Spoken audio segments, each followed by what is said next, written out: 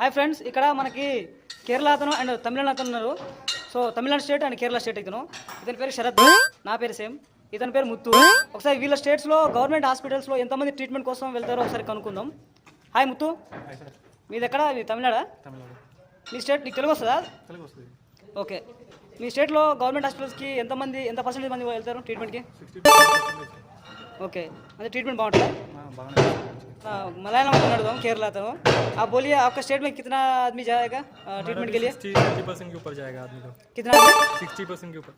60% के ऊपर.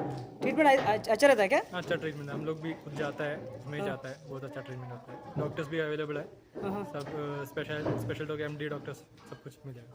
అదే ఇప్పుడు మన తెలంగాణలో అయితే మనం ట్రీట్మెంట్కి వెళ్తే, మన గవర్నమెంట్ హాస్పిటల్ ట్రీట్మెంట్కి వెళ్తే మనం బయటికి వచ్చినప్పుడు ప్రాణంతో వస్తామా లేదా డెడ్ బాడీతో వస్తామా అర్థం కాదు అన్నట్టు.